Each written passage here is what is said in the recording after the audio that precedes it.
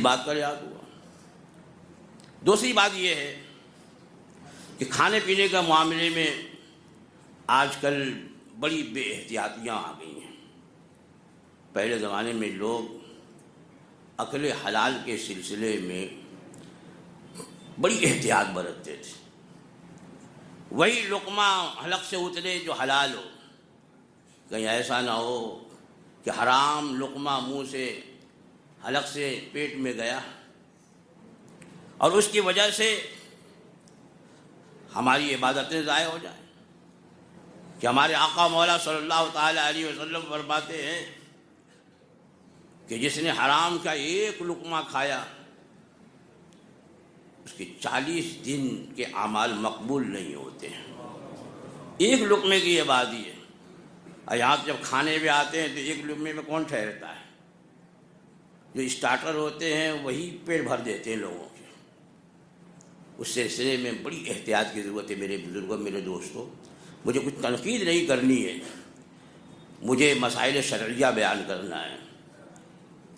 کھانے کے معاملے میں خصوصیت کے ساتھ گوشت کا جو حکم ہے، گوشت یہ بڑا نازک معاملہ ہے، اس لیے کہ گوشت جو ہے یہ ذبح سے حلال ہوتا ہے۔ زکوٰۃ شرعی کا معنی یہ ہوا کہ بسم اللہ اللہ اکبر پڑھ کر ذبح کیا۔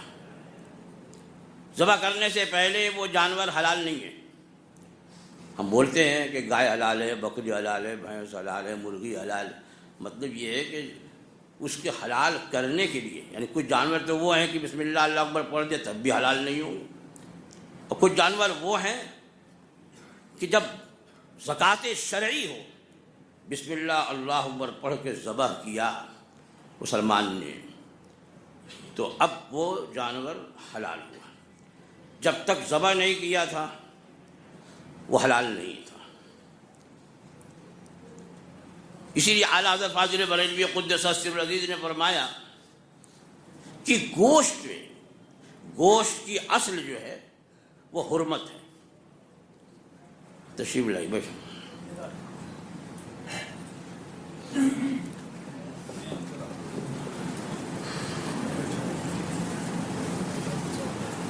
گوشت کی اصل یہ حرمت یعنی حرام ہونا ہے، اور چیزوں کی اصل جو ہے وہ حلال ہونا ہے۔ تو شبہے سے اسے حرام ہونے کا حکم نہیں دیا جائے گا۔ مثلا یہاں برتن میں پانی رکھا ہوا ہے اور ہمیں یہ شبہ ہوا کہ ہو سکتا ہے کہ کھلا ہوا ہے، اس میں کوئی نجاست پڑ گئی ہو، تو اس وہم سے یا اس شک کی بنیاد پر اس پانی کو ناپاک نہیں کر سکتے، کیونکہ اصل جو ہے پانی کی اصل طہارت ہے۔ وہ طاہر رہے گا جب تک کہ اس کے ناپاک ہونے کا یقین نہ ہو جائے۔ جب ناپاکی پڑنے کا یقین ہو جائے گا تو حکم دیا جائے گا کہ یہ پانی ناپاک ہے، اور جب تک یقین نہیں ہوگا اس وقت وہ پاک ہے۔ اسی طریقے سے بہت سارے معاملات ہیں بھئی، یہ اناج، یہ غلہ جو ہم اور آپ تناول کرتے، کھاتے پیتے، اس میں بہت سی ایسی صورتیں ہیں کہ وہاں نجاست کا اندیشہ ہوتا ہے۔ مثلا پہلے جب گیہوں وغیرہ کو کھلیان میں رکھ کر کے اس کی دنوری ہوتی تھی، یعنی اس پر جانور گھمائے جاتے تھے کئی روز تک، تو گیہوں کی بھوسی الگ ہوتی تھی۔ اب وہ جانور گھومتا رہتا تھا، اس میں نجاست بھی کر رہا ہے، پیشاب بھی کر رہا ہے، سب ہو رہا ہے۔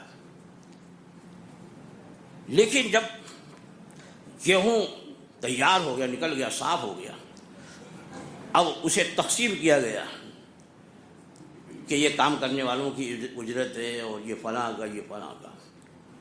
تو اب ہمارے پاس جو ہے یا ان کے پاس جو ہے اس میں شبہ پیدا ہو جاتا ہے کہ ایسا تو نہیں کہ اسی گیہوں پر اس کا پیشاب پڑا۔ فقہائے کرام نے اس شک کی وجہ سے اس گیہوں کو ناپاک یا حرام ہونے کا حکم نہیں دیا، یہ اصل باقی رہی۔ اصل حکم ہے پاک ہونا۔ لیکن اعلیٰ حضرت فاضل بریلوی قدس سر العزیز فرماتے ہیں کہ گوشت میں اصل جو ہے وہ حرام ہونا ہے۔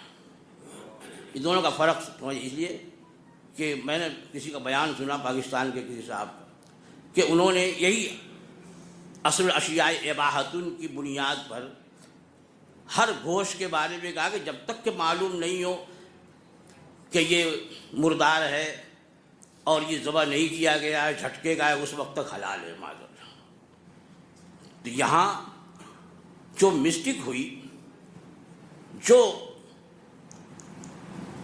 اس حکم کے حلال و حرام لگانے میں ان سے خطا ہوئی، وہ وہی اصل کی بنیاد پر کہ گوشت میں اصل جو ہے وہ حرام ہونا ہے، اور جب زکوٰۃ شرعی سے وہ حلال ہوا تو جیسے ہی اس زکوٰۃ شرعی کے بارے میں شک پیدا ہوا ویسے پھر حرام ہو جاتا ہے۔ یہ آپ گرہ باندھ کے رکھیے گا، تو انشاءاللہ العزیز آپ کو پوچھنا نہیں پڑے گا کہ فلاں ہوٹل میں جائیں کہ نہیں جائیں اور وہاں فلاں جگہ جائیں کہ نہیں جائیں، نہیں، آپ کو خود اس بات کا اندازہ ہو جائے گا کہ گوشت کے معاملے میں کس قدر شریعت مطہرہ نے جو حکم دیا ناسخ ہے، کہ ایک سنی مسلمان نے ذبح کیا اور کسی کافر یا مرتد کے قبضے میں وہ گوشت پہنچ گیا اور کوئی مسلمان نگراں نہیں ہے وہاں، تو اب اس گوشت کا حکم بدل جائے گا، اگرچہ اسے ذبح کیا ہے سنی نے، لیکن اب شک پیدا ہو گیا، اور جب شک پیدا ہو گیا تو پھر اس کا حکم وہی اصل کی طرف لوٹ گیا، حرام ہونے کی طرف۔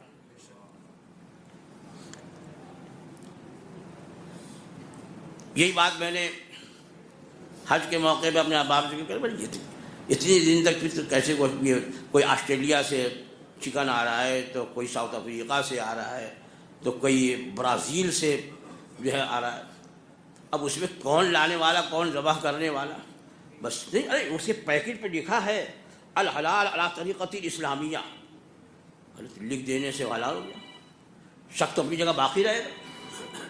جب وہاں سے آ رہا ہے تو یا تو پوری احتیاط کے ساتھ وہ ایک جگہ سے دوسری جگہ منتقل کیا جائے، ورنہ شک کی بنیاد پر تو حرمت کا حکم ہوگا ہی۔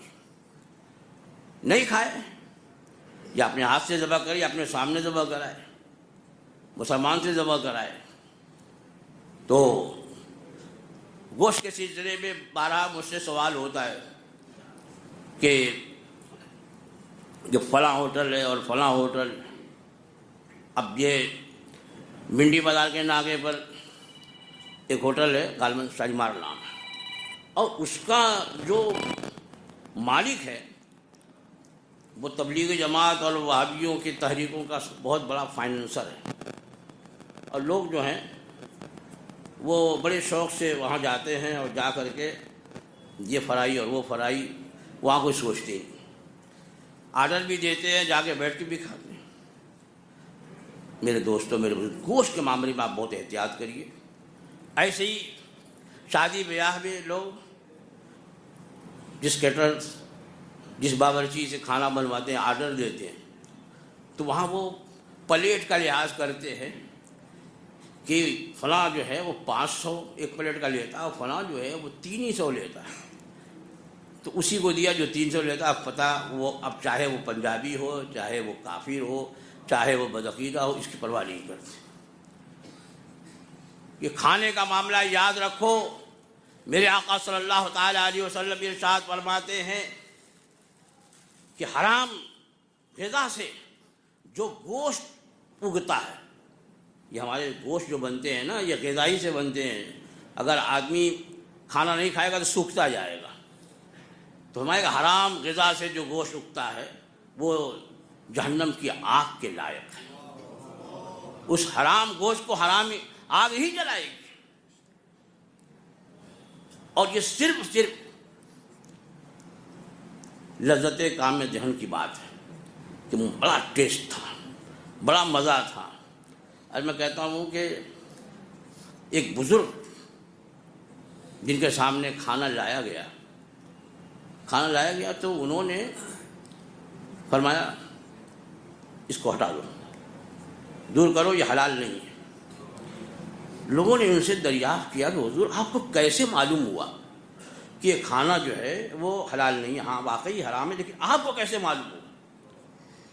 تو آپ نے فرمایا کہ جب میرے سامنے کھانا لایا تو میرا نفس جو ہے وہ بڑی تیزی سے کہہ رہا جلدی کھا جلدی کھا۔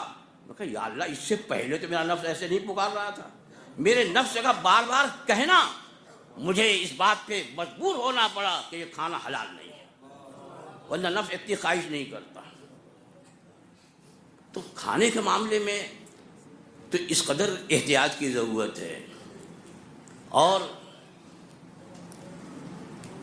احکام شرعیہ سے متعلق الحمدللہ آپ حضرات کو بار بار ہمارے علماء کرام بیان کرتے رہتے ہیں۔ کھانا ہو، پینا ہو، معاملات ہوں، تعلقات ہوں، دوستی ہو، یارانہ ہو، ہر معاملے میں آپ شریعت مطہرہ کے احکام پر پابندی کریں، انشاءاللہ العزیز وہ دن دور نہیں ہے جب کہ مسلمان کے قدم جو ہیں وہ کامیابی چھوئے گی۔